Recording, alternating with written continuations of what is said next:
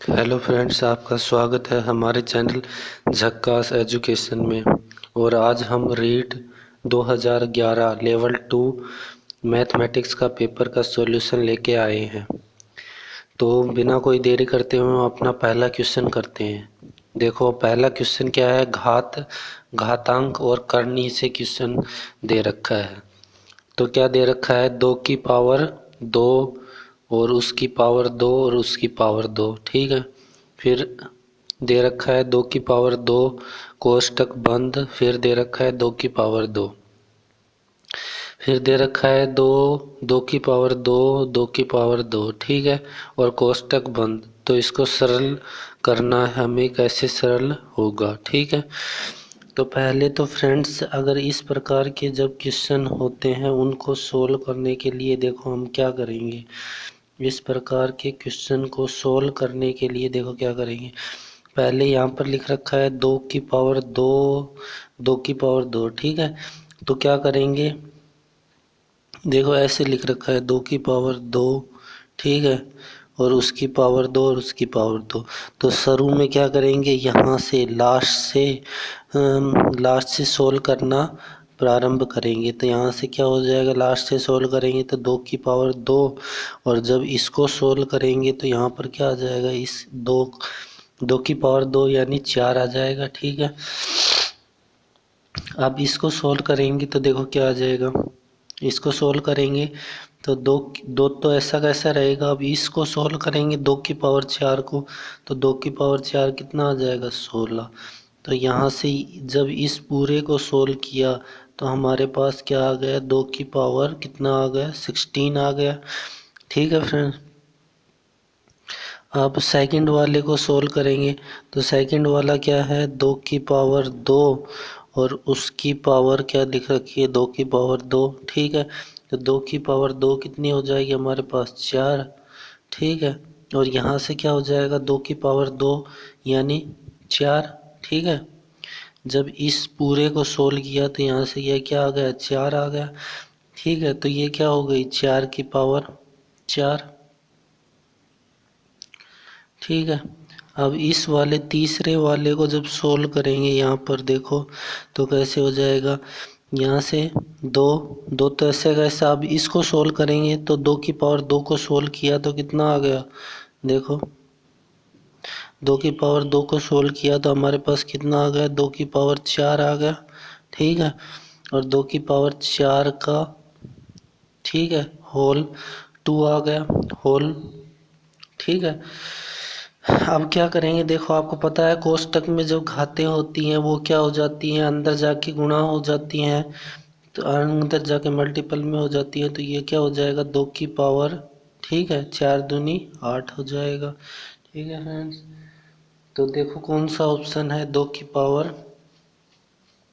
ठीक है फ्रेंड्स। तो यहाँ से देखो कौन सा ऑप्शन है। यहाँ से रुको, मैं कर देता हूँ इसको। हाँ, अब देखो कौन सा ऑप्शन है। ठीक है। 2 की पावर, रुक जाओ एक बार, 1 मिनट। तो यहाँ से देखेंगे, देखो कौन सा ऑप्शन है, 2 की पावर 16। ठीक है, ये ऑप्शन ए में है। फिर है 4 की पावर 4। ठीक है। अब देखो 2 की पावर 8 को 16 की पावर 2 लिख सकते हैं क्या, नहीं लिख सकते। ठीक है।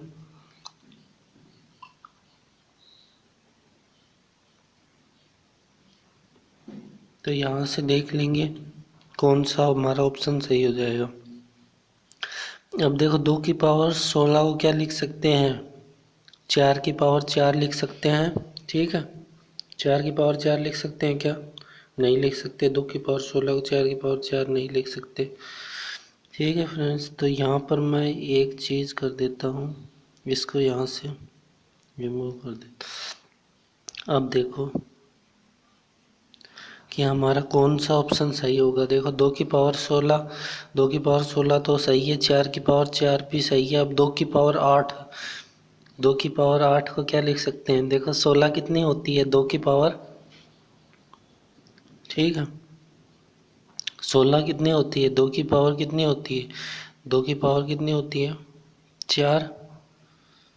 2 की पावर 4 ही तो होता है 16 और उसकी पावर 2। ठीक है, तो हो गया ना 16 की पावर 2। यानी ये तो लिख सकते हैं। आप देखेंगे यहाँ पर 4 की पावर 4, तो 4 की पावर 4 को 2 की पावर 16 लिख सकते हैं। देखो 2 का स्क्वायर करेंगे तो 4। ठीक है, तो यही ऑप्शन हमारा क्या हो जाएगा, करेक्ट आंसर। तो उसमें क्या बता रखा था, गलत कौन सा है। ठीक है, तो गलत कौन सा हो जाएगा, ऑप्शन नंबर बी हमारा क्या हो जाएगा, गलत हो जाएगा। ठीक है, एक बार फिर दिखा देता हूँ क्वेश्चन क्या कह रहा है। ठीक है, का सरल रूप है। ठीक है, अगर सरल रूप सही की बात की गई है, सरल रूप या सही की बात की गई है, तो हमारा कौन सा हो जाएगा, ऑप्शन नंबर ए हमारा क्या हो जाएगा, करेक्ट आंसर हो जाएगा। ठीक है फ्रेंड्स, यहाँ पर ऑप्शन नंबर ए देखो 2 की पावर 16, 2 की पावर 16 बन रहा है, 4 की पावर 4 बन रहा है और 2 की पावर 8 को हमने क्या लिख दिया, 2 की पावर 4 और उसका होल स्क्वायर। ठीक है, तो 2 की पावर 4 कितना हो गया, 16 हो गया और 16 का स्क्वायर। तो यहाँ पर ये हमारा सभी कंडीशन सर्टिफाइड हो रही हैं, तो ऑप्शन नंबर ए हमारा क्या हो जाएगा, करेक्ट आंसर हो जाएगा। अब हम अगले क्वेश्चन पर चलते हैं। बहुत ही बेहतरीन क्वेश्चन था ये फ्रेंड्स। अब अगले क्वेश्चन पे चलते हैं। देखो अगला क्वेश्चन क्या है। ठीक है, अगला क्वेश्चन है x square minus 2x y plus y square. ठीक है, तो ये फ्रेंड्स आपको कुछ दिख रहा होगा, ए प्लस बी का होल स्क्वायर है। ठीक है, ए प्लस बी का होल स्क्वायर दिख रहा है। तो यहाँ पर ए कितना है, एक्स है और बी कितना है, वाई। तो एक्स माइनस वाई का होल स्क्वायर माइनस जेड का होल स्क्वायर। ठीक है, अब फ्रेंड्स ये दोनों मिलकर क्या हो जाएगा, देखो कुछ बन रहा है, ए स्क्वायर माइनस बी स्क्वायर का फॉर्मूला बन रहा है। ठीक है, इस पूरे पद को हम ए स्क्वायर मान लेंगे, इस पूरे पद को बी स्क्वायर मान लेंगे। ठीक है, तो ए स्क्वायर प्लस बी स्क्वायर क्या होता है, ए माइनस बी और क्या होता है, ए प्लस बी। ठीक है, यही तो होता है ए माइनस बी और ए प्लस बी।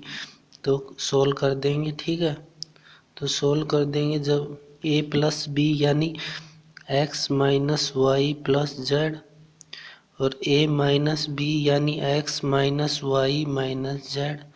देखो कौन सा ऑप्शन है, x minus y minus z और x plus y plus z. ठीक है, तो ऑप्शन नंबर सी हमारा क्या हो जाएगा, करेक्ट आंसर हो जाएगा। ठीक है फ्रेंड्स, अब अगले क्वेश्चन पे चलते हैं। अगला क्वेश्चन देखते हैं क्या है।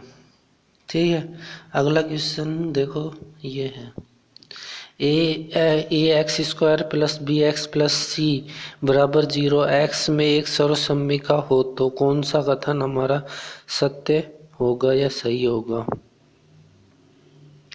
ठीक है, एक्स में एक सर्वसम्मिका तो कौन सा होगा, ऑप्शन नंबर डी हमारा क्या हो जाएगा, करेक्ट आंसर हो जाएगा। ठीक है, अब अगले क्वेश्चन पे चलते हैं।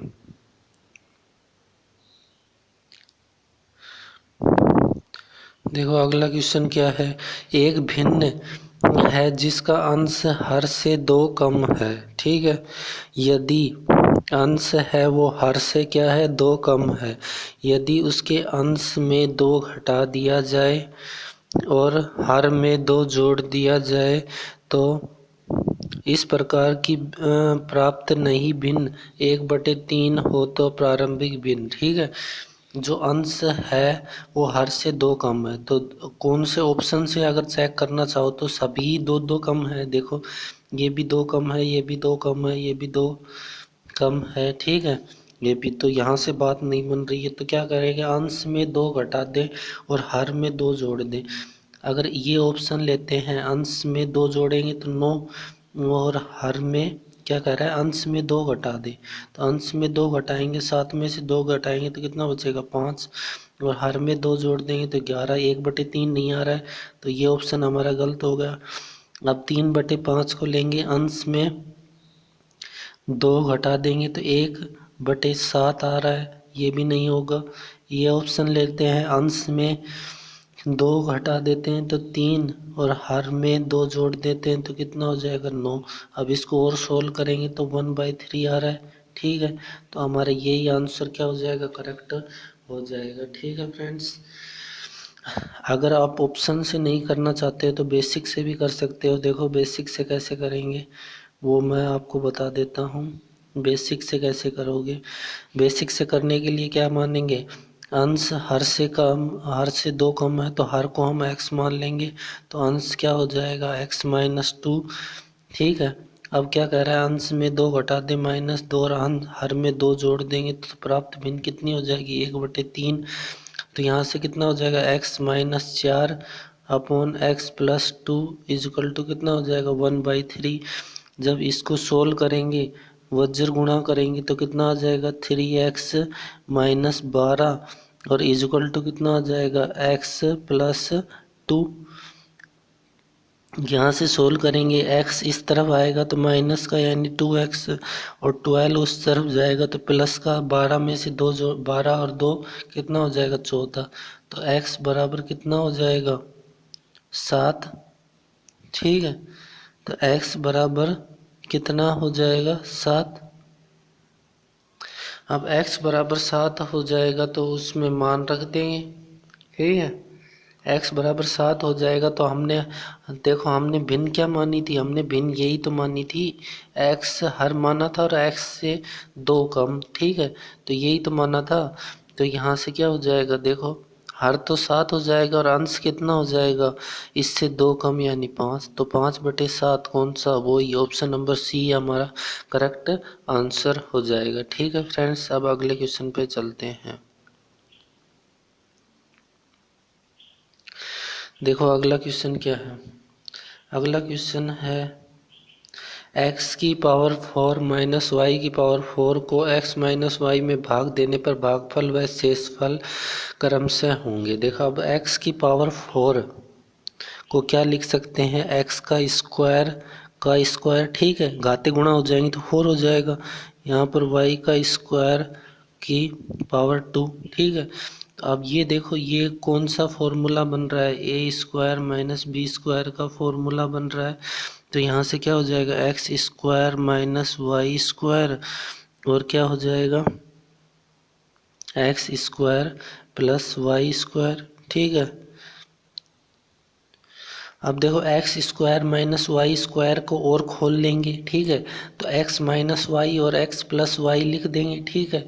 तो यहाँ से मैं मिटा रहा हूँ इसको, यहाँ से और सोल्व करेंगे तो क्या हो जाएगा, देखो यहाँ से और सोल्व करेंगे ना इसको जब, तो क्या हो जाएगा यहाँ से देखो, यहाँ से हो जाएगा x माइनस वाई और x प्लस वाई। ठीक है। अब इसमें हमें भाग किसका देना है, x माइनस वाई का। ठीक है। तो भाग ये इससे ये कट गया तो हमारे पास भागफल तो ये बच गया। ठीक है, ये कंबाइंड ये बच गया और शेषफल हमारे पास कितना बचेगा, रिमाइंडर हमारे पास 0 बचेगा। अब देखो कौन से ऑप्शन में, अब इसको सरल करेंगे x प्लस वाई। ठीक है। अब मैं यहाँ से इसको मिटा देता हूँ थोड़ा सा ऊपर वाले को। जब इसको सोल्व करेंगे, ठीक है फ्रेंड्स, जब इसको सोल्व करेंगे तो यहाँ से क्या हो जाएगा, देखो x की मल्टीप्लाई एक्स स्क्वायर से करेंगे, x की मल्टीप्लाई एक्स स्क्वायर से तो कितना हो जाएगा एक्स क्यूब। अब x का y से करेंगे तो x वाई स्क्वायर।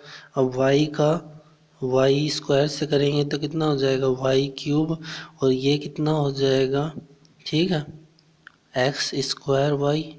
ठीक। तो देखो कौन सा ऑप्शन है, x cube plus y cube.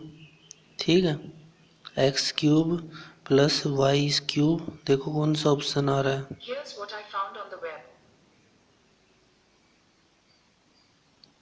ठीक है फ्रेंड्स, यहाँ से थोड़ी गड़बड़ी हो गई। हाँ, अब देखो यहाँ से देखो कौन सा ऑप्शन आ रहा है, x cube plus x y square plus y cube plus x square y. देखो कौन सा ऑप्शन है, तो मेरे को ऑप्शन नंबर ए दिख रहा है। ठीक है, इसी फॉर्म में, तो ऑप्शन नंबर ए हमारा क्या हो जाएगा, करेक्ट आंसर हो जाएगा। ठीक है फ्रेंड्स, अब हम अपने अगले क्वेश्चन पर, रिमाइंडर 0 था 0 आएगा। ठीक है, तो यहाँ से अगले क्वेश्चन पर चलते हैं।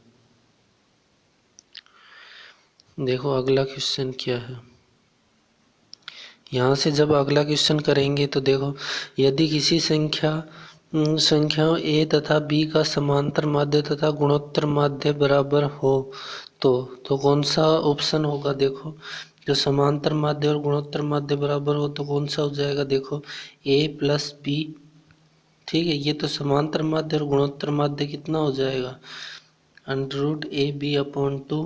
तो ठीक है, तो अंडर रूट ए बी हो जाएगा, under root a b upon 2 हो जाएगा। ठीक है, तो 2 से 2 कट जाएगा, ये थोड़ा सा यहाँ से, ठीक है, तो क्या हो जाएगा, ठीक है, यहाँ से देखो, हाँ, यहाँ से क्या हो जाएगा, under root a b upon 2, 2 से 2 कट जाएगा तो क्या हो जाएगा, a plus b is equal to क्या हो जाएगा, अंडर रूट ए बी। तो ऑप्शन नंबर बी हमारा क्या हो जाएगा, करेक्ट आंसर हो जाएगा। अब अगले क्वेश्चन पे चलते हैं। देखो अगला क्वेश्चन क्या है, अगला क्वेश्चन है कंपाउंड इंटरेस्ट से। ठीक है फ्रेंड्स, अगला क्वेश्चन है कंपाउंड इंटरेस्ट से। देखो, 48,000 रुपये को 10% की दर से 1.5 वर्ष का चक्रवृद्धि ब्याज क्या होगा यदि ब्याज 6 महीने के हिसाब से लगाया जाए। ठीक है, 10% की, तो ब्याज क्या लगाया जा रहा है, 6 महीने के हिसाब से लगाया जा रहा है। ठीक है, तो इस प्रकार क्वेश्चन करने के लिए देखो क्या करेंगे, 1.5 वर्ष 6 महीने के हिसाब से लगाया जा रहा है, तो समय का तो दुगना हो जाएगा। ठीक है, टाइम का तो 2 टाइम्स हो जाएगा और रेट का आधा हो जाएगा।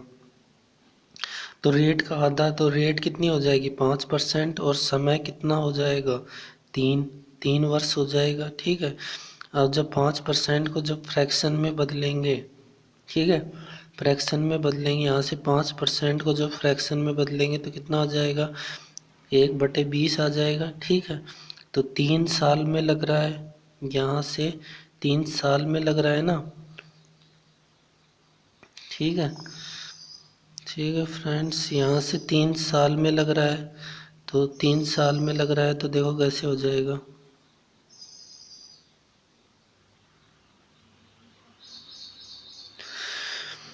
हम्म, 3 साल के लिए लग रहा है, तो 3 साल में देखो क्या हो जाएगा, 20 से 21।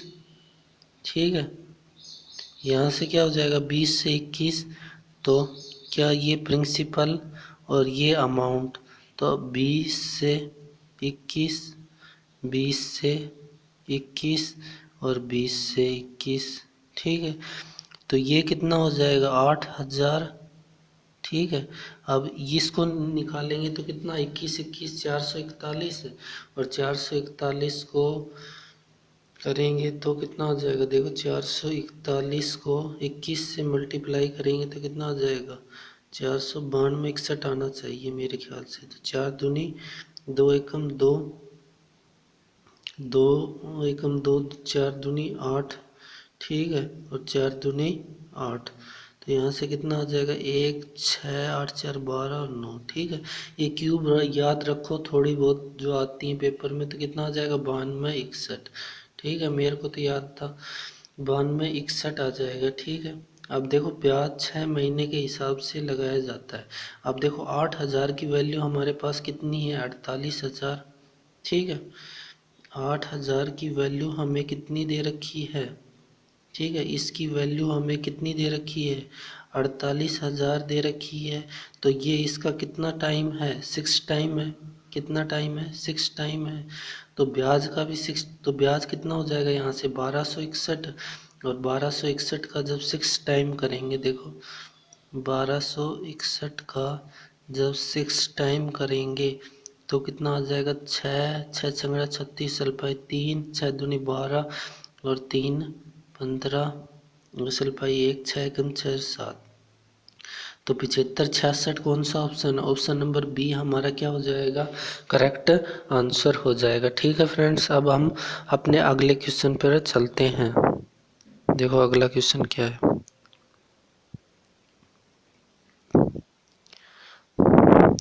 अगला क्वेश्चन है, एक दुकानदार किसी वस्तु के मूल्य जिसका वास्तविक मूल्य 100 रुपये है, 10% बढ़ाकर अंकित करता है। वह उस वस्तु पर 10% कमीशन देकर ग्राहक को बेचता है। ठीक है, 10% का कमीशन देकर ग्राहक को बेचता है, तो उस वस्तु को कितने रुपए में बेची? देखो, ठीक है, MRP, ठीक है, CP और SP। ठीक है, यहाँ से क्या करेंगे, MRP, SP और CP लिख लेंगे। अब क्या कह रहा है, ग्राहक को 10% बढ़ाकर अंकित करता है। 10% बढ़ाकर कब अंकित करेगा, यानी कॉस्ट प्राइस पर ही तो अंकित करेगा। तो 10% की फ्रैक्शन क्या हो जाएगी, 1/10। तो 10 से 11 यानी 10 की वस्तु लाकर उसको 11 रुपये अंकित करता है। ठीक है, अब क्या कह रहा है, 10% का कमीशन देकर ग्राहक को बेचता है। अब 10% का कमीशन किस पर देगा, 10% कमीशन किस पर देगा, MRP पे देगा। ठीक है, तो 10% की फ्रैक्शन क्या होती है, 10 से 9। अब ये दोनों रेशियो बराबर करेंगे तो इसको मल्टीप्लाई बाई 10 से करेंगे तो ये कितना हो जाएगा, 100। इसको 11 से करेंगे तो ये कितना हो जाएगा, 99। ठीक है, अब क्या कह रहा है, वास्तविक मूल्य, ठीक है, जिसका वास्तविक मूल्य 100 रुपये है। ठीक है, तो 100 रुपये की वस्तु है। ठीक है, तो 100 रेशियो, यहाँ पर 100 रेशियो का मान 100 के बराबर ही आ गया, यानी इक्वल है। तो 99 रेशियो का मान तो वस्तु कितने में बेचेगी, 99 रुपये में बेचेगा। तो 99 रुपये का मान भी क्या हो जाएगा, 99। तो ऑप्शन नंबर C हमारा क्या हो जाएगा, करेक्ट आंसर हो जाएगा। अब अगले क्वेश्चन पर चलते हैं।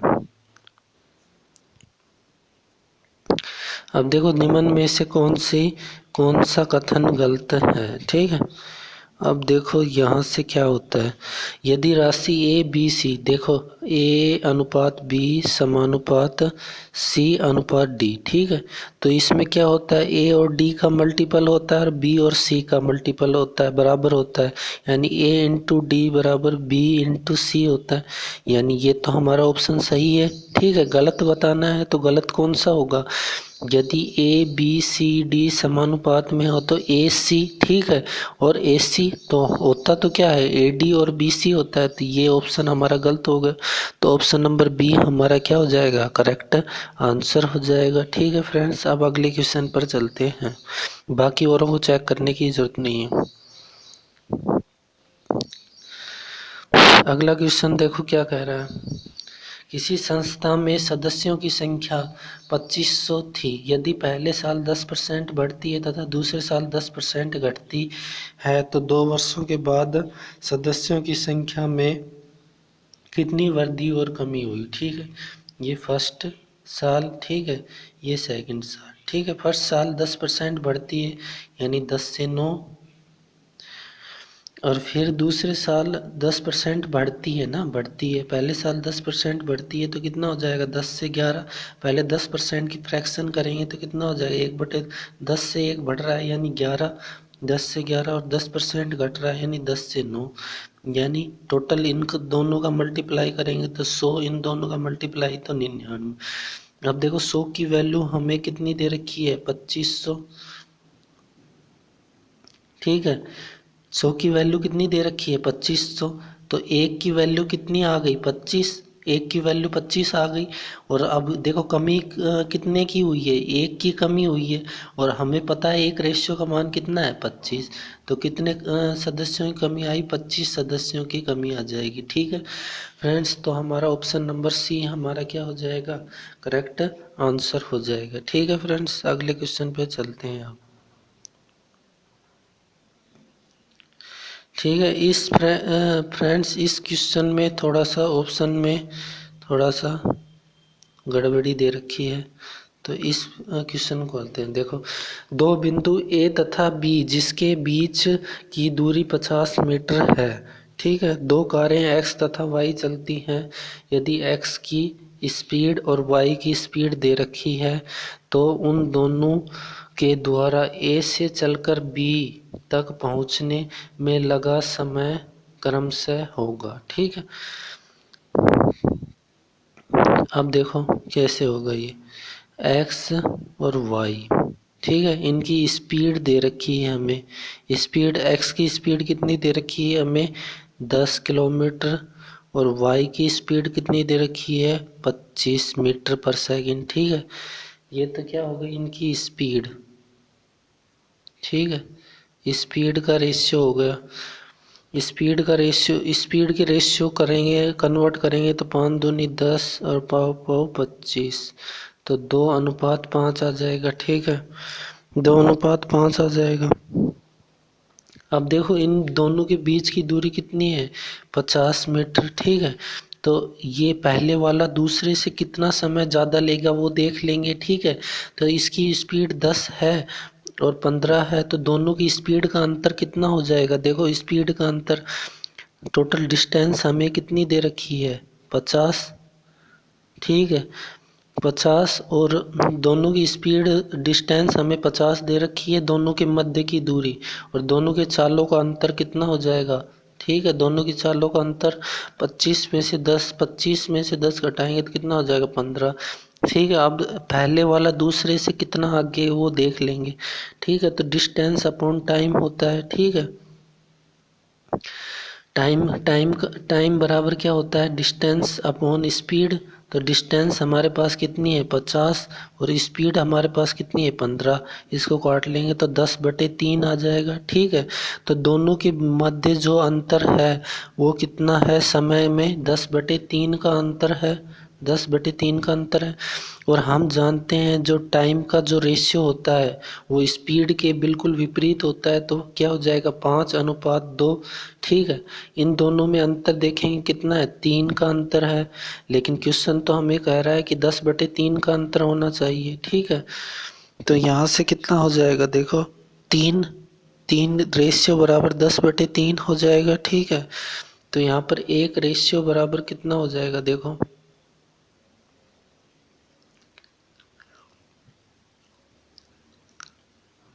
ठीक है। तो 1 रेशियो बराबर कितना हो जाएगा 10/9,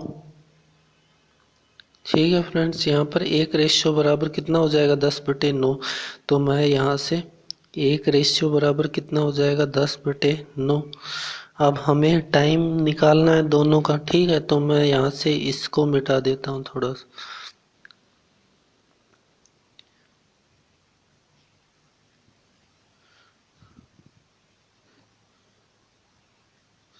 ठीक है फ्रेंड्स। यहाँ से इसको थोड़ा सा मिटा देता हूँ मैं,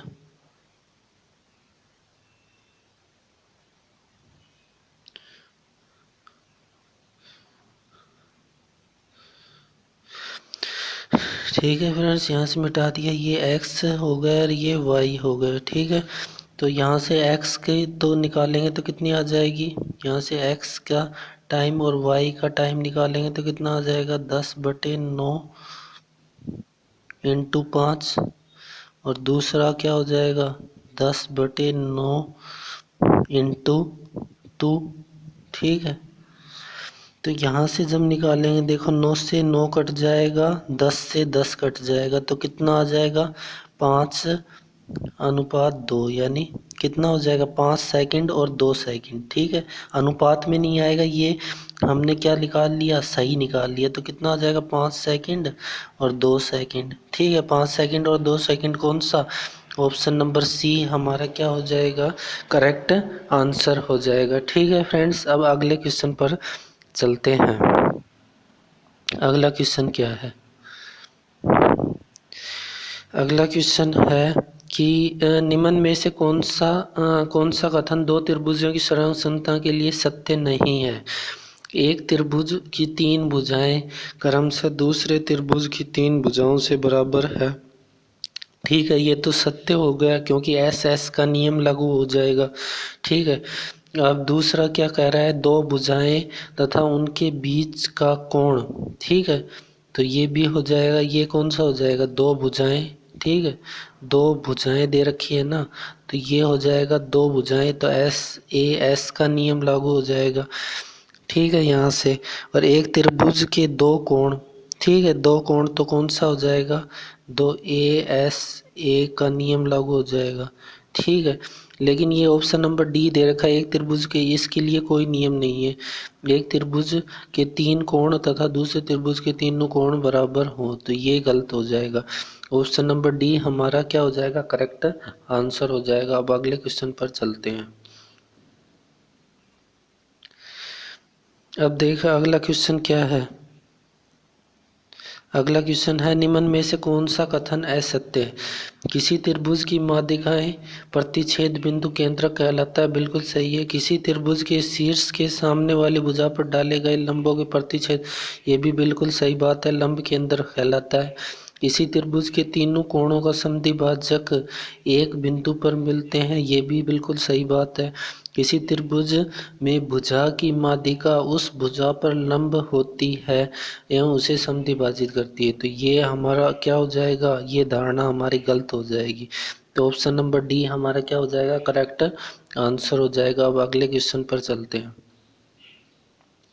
अब देखो वह त्रिभुज जिससे 180 डिग्री से कम 180 डिग्री से कम हो उस चतुर्भुज को क्या कहते हैं। अब देखो 180 डिग्री से कम होगा उस चतुर्भुज क्या कहलाएगा, उत्तल चतुर्भुज। और 180 डिग्री से प्लस होगा, ठीक है, 180 डिग्री से प्लस होगा तो वो कौन सा त्रिभुज कहलाएगा, चतुर्भुज कहलाएगा, अवतल चतुर्भुज। ठीक है, 180 डिग्री से कम तो उत्तल और 180 डिग्री से अधिक तो अवतल। अब अगले क्वेश्चन पर चलते हैं। अब देखो अगला क्वेश्चन क्या है, ठीक है। अगला क्वेश्चन है दिए गए चित्र में दो समांतर रेखाओं को काटती एक तिर्यक रेखा के साथ बने एकांतर कोण है। ठीक है, एकांतर कोण क्या होता है वो देख लो। एकांतर कोण क्या होता है, इसके ऊपर वाला पार्ट और इसके ऊपर वाला पार्ट, इसके ऊपर वाला पार्ट और इसके तो 1 5 और 2 6, 1 5 2 6, 1 5 2 6। ठीक है, ऑप्शन नंबर सी हमारा करेक्ट आंसर हो जाएगा। अब अगले क्वेश्चन पर चलते हैं। ठीक है, बहुत ही इजी क्वेश्चन ये भी है। ये क्या है, अब देखो इसमें जो ये बनने वाला ये कोण होता है, ठीक है, एंगल ए ओ बी। ठीक है, ये किसका होता है, एंगल डी का।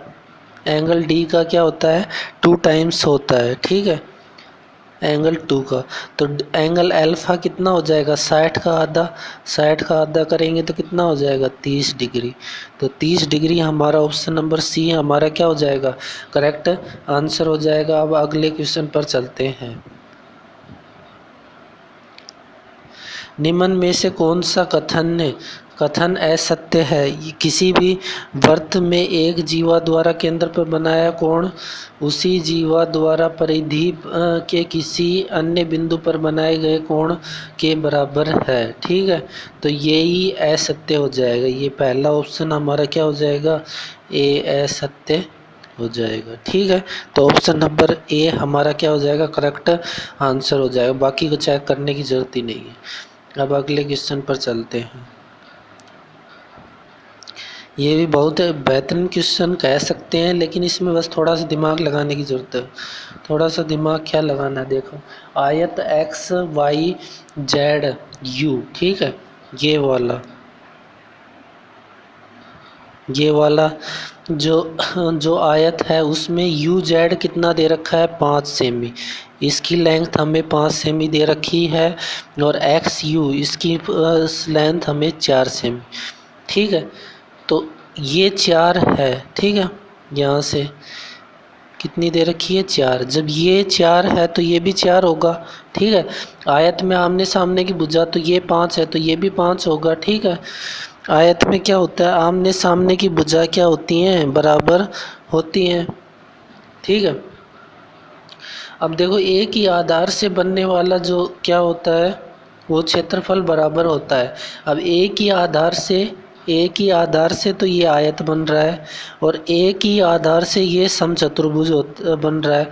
तो आयत का क्षेत्रफल लंबाई इंटू चौड़ाई 20 सेमी, तो समांतर चतुर्भुज का भी क्षेत्रफल क्या हो जाएगा, 20 वर्ग सेमी होगा, क्योंकि सेमी इंटू सेमी मल्टीप्लाई होके क्या हो जाएगा, वर्ग सेमी। तो ऑप्शन नंबर डी हमारा क्या हो जाएगा, करेक्ट आंसर हो जाएगा। ठीक है फ्रेंड्स, अब अगले क्वेश्चन पर चलते हैं।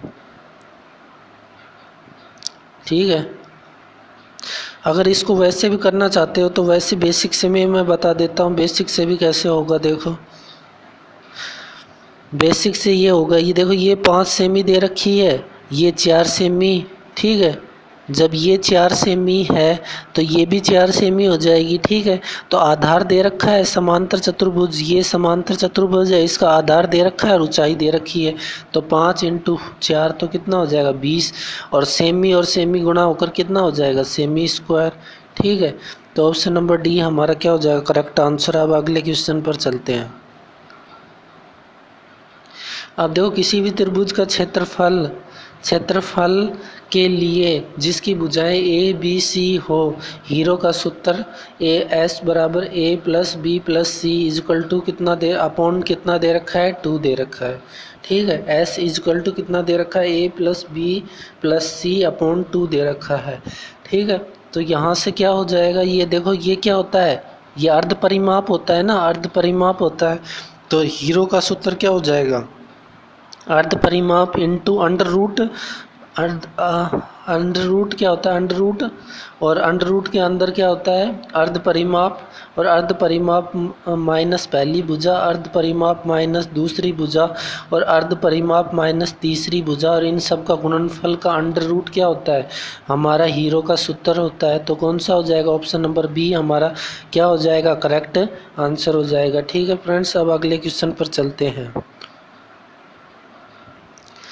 अगला क्वेश्चन देखो क्या होगा।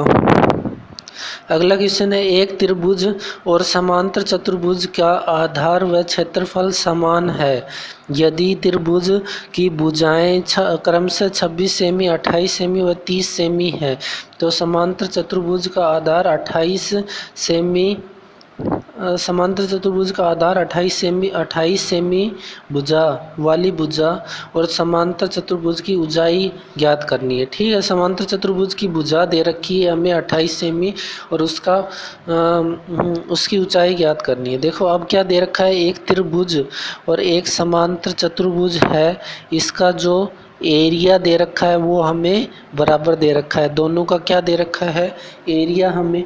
तो हम क्या करेंगे त्रिभुज का एरिया निकाल कर उसको समांतर चतुर्भुज के एरिया के बराबर रख देंगे तो ऊंचाई आ जाएगी, ठीक है। तो इस प्रोसेस को करेंगे। तो देखो पहले तो ये देखो ये पहले तो ये कोई ट्रिपलेट तो नहीं बन रहा है, देखो 28 26, ठीक है। तो ये ट्रिपलेट तो नहीं बन रहा है, देखो बन रहा है क्या, ठीक है। कर्ण का स्क्वायर बराबर क्या होता है आधार का स्क्वायर प्लस लंब का स्क्वायर, ठीक है। तो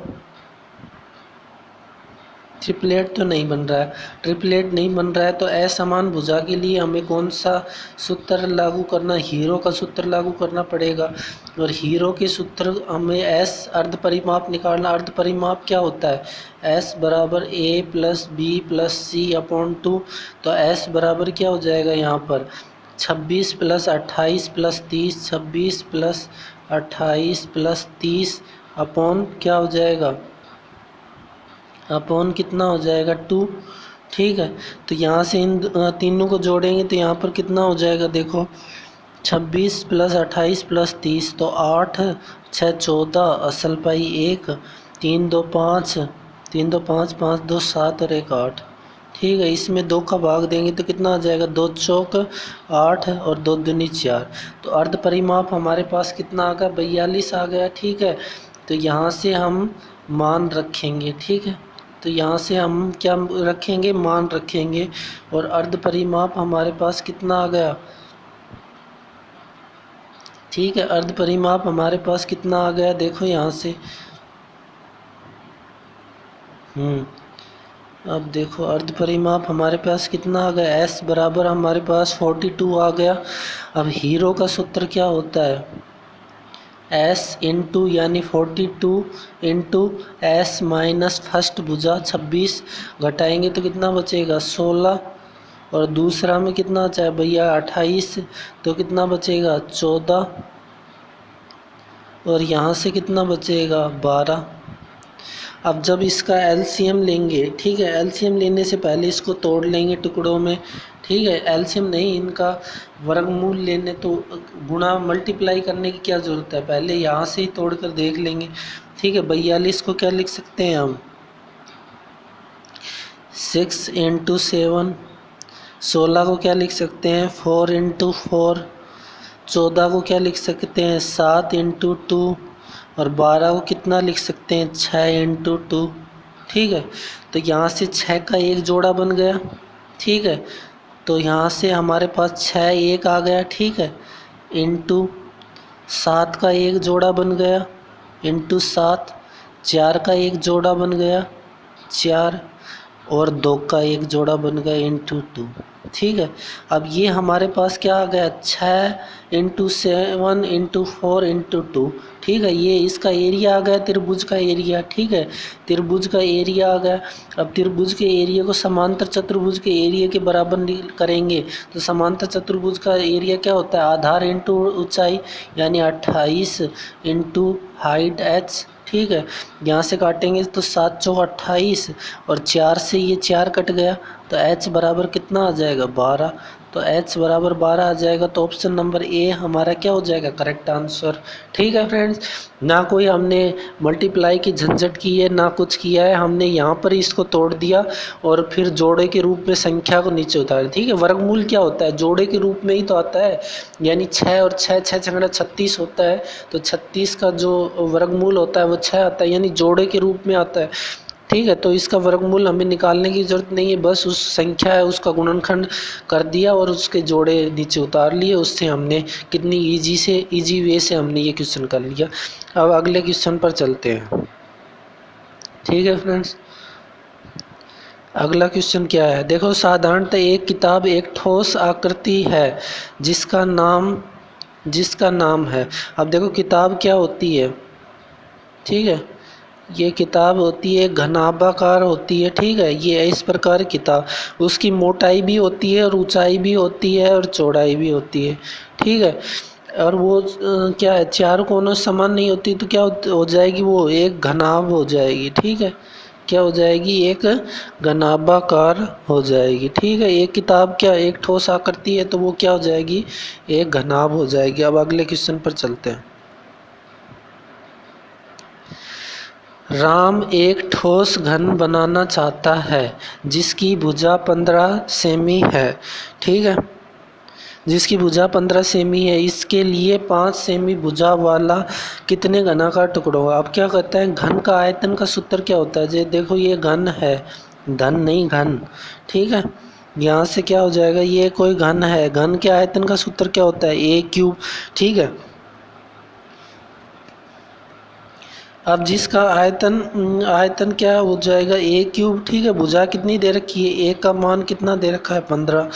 और इससे हमें 5 सेमी भुजा वाले कितने घना का, ठीक है, 5 सेमी भुजा वाला, तो बड़े आयतन में से छोटे की भुजा का भाग दे देंगे।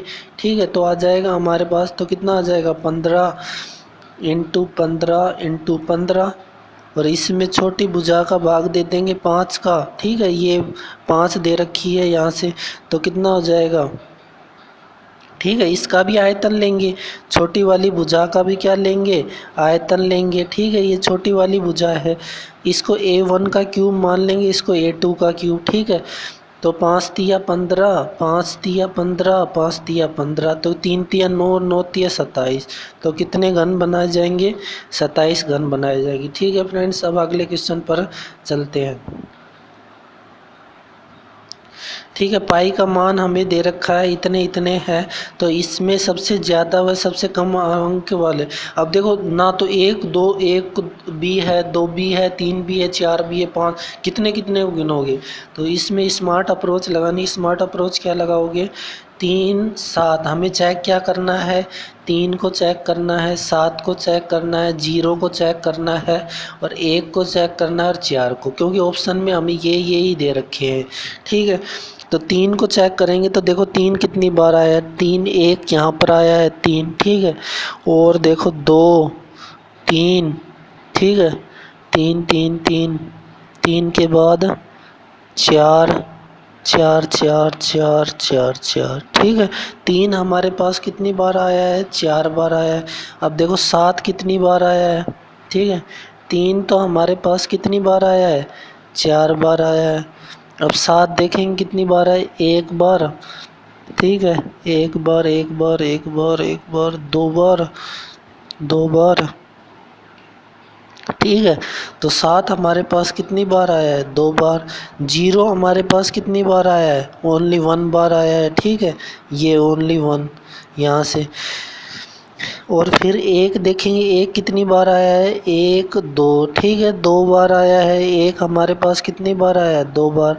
अब 4 हम देखेंगे, 1 2, ठीक है, 2 2 2 3 3 3, ठीक है। तो 4 हमारे पास कितनी बार आया है, 3 बार आया है, ठीक है। तो सबसे ज़्यादा कौन आया है, सबसे ज़्यादा और सबसे कम, ठीक है। सबसे ज़्यादा और सबसे कम, तो सबसे ज़्यादा 3 आया है और सबसे कम 0। तो ऑप्शन नंबर सी हमारा क्या हो जाएगा, करेक्ट आंसर हो जाएगा। अब अगले क्वेश्चन पर चलते हैं। देखो इस क्वेश्चन में थोड़ा विवाद था, ये क्वेश्चन देखो कैसे होगा। अब देखो मिलान बिंदु, जब मिलान बिंदु करते हैं तो 1 2 3 4, ठीक है, इसको ऐसे मिला देते हैं। और 1 2 3 4, ठीक है, इसको ऐसे। तो इन दोनों को सही माना, तो इसका अर्थ क्या हो जाएगा, 5 5, इन दोनों को सही माना गया था, ठीक है। अब अगले क्वेश्चन पर चलते हैं। ठीक है, अगला क्वेश्चन है, निम्न वर्त में निम्न विभिन्न मदों के लिए किया जाने वाला व्यय को अवरोही क्रम में लिखना है। अवरोही क्रम क्या होता है, डिसेंडिंग ऑर्डर। डिसेंडिंग ऑर्डर क्या होता है, बड़े से छोटे की ओर। तो सबसे बड़ा कौन सा है, खाना। तो 2 ऑप्शन में है, बाकी तो सभी ए और बी, ए और डी तो हमारे पास वैसे ही गलत हो गए, क्योंकि डिसेंडिंग ऑर्डर में क्या है, खाना, ठीक है। खाने के बाद हमारे पास सबसे बड़ा डिग्री, जिसका सबसे बड़ा डिग्री होगा वही सबसे ज़्यादा व्यय करेगा, ठीक है। 150 के बाद क्या है, कपड़ा, ठीक है। खाने के बाद क्या है, नहीं, खाने के बाद क्या है, मकान है, 75 डिग्री, ठीक है। खाना मकान, ठीक है, दोनों में मिल रहा है, किराया भी मिल रहा है, ठीक है। फिर पहले नंबर पर तो खाना, दूसरे नंबर पर मकान, तीसरे नंबर पर कपड़े, तीसरे नंबर पर क्या हो जाएगा, कपड़े। और चौथे नंबर पर हो जाएगा बचत, ठीक है। चौथे नंबर पर बचत, देखो कौन से ऑप्शन में है, चौथे नंबर पर क्या हो जाएगा, बचत, ठीक है। तो ऑप्शन नंबर बी में है ना, चौथे नंबर पर बचत। और 5वें नंबर पर क्या हो जाएगा, शिक्षा। जिसका जितना डिग्री ज़्यादा होगा वो ही उतना ज़्यादा व्यय करेगा, ठीक है। तो ऑप्शन नंबर बी हमारा क्या हो जाएगा, करेक्ट आंसर हो जाएगा, ठीक है फ्रेंड्स। अब अगले क्वेश्चन पर चलते हैं। अगला क्वेश्चन देखो, किसी भी पौधे 35 पत्तियों की लंबाई आंकड़े 1 मिमी 1 mm, ठीक है, तक सही रूप में निम्न सारणी में दिए गए हैं। तो क्या यह कहना सत्य है कि अधिकांश पत्ती 153 मिमी लंबी होगी, ठीक है, 145 mm लंबी होंगी, 149 mm लंबी होगी, तथा इसमें से कोई, ठीक है। तो सबसे ज़्यादा बारंबारता देखो, पत्तियों की संख्या सबसे ज़्यादा कौन से ग्रुप में, 145 से 153 के बीच में है, ठीक है। 145 से 145 से 153 के बीच में है, ठीक है। तो 145 से 153 के बीच में कोई भी आंकड़ा आ सकता है, ठीक है। तो इसका ऑप्शन क्या हो जाएगा, ऑप्शन नंबर डी आ जाएगा, ठीक है। तो हम श्योरिटी से नहीं कह सकते ना 149 मिमी लंबी होगी या 145 होगी या 153। 153 और 145 के बीच में होगी, 145 और 153 के बीच में। तो क्या हो जाएगा, ऑप्शन डी हमारा करेक्ट आंसर हो जाएगा। अब अगले क्वेश्चन, ठीक है फ्रेंड्स। हाँ, ये क्वेश्चन देखो, ये क्वेश्चन हमारे यहाँ तक ही थे, ठीक है फ्रेंड्स। मैंने आपको ट्रिक तथा कॉन्सेप्ट के साथ क्वेश्चनों को सोल्व करना इस वीडियो में बताया है, ठीक है। अगर आपको वीडियो अच्छा लगे तो वीडियो को लाइक करो, कमेंट करो, शेयर करो और चैनल को सब्सक्राइब करो। देखो भाई, बहुत मेहनत लगती है क्वेश्चन छांट के लाना तथा उसका सॉल्यूशन कम से कम 3 से 4 घंटों का टाइम लगता है। तो ज़्यादा से ज़्यादा मुझको सपोर्ट करो ताकि मैं ऐसे ही सॉल्यूशन आपके लिए बेहतरीन सॉल्यूशन प्रीवियस एग्ज़ाम में आए हुए क्वेश्चनों के सॉल्यूशन लेके आता रहूँगा। ठीक है, खुश रहो। जय हिंद, जय भारत।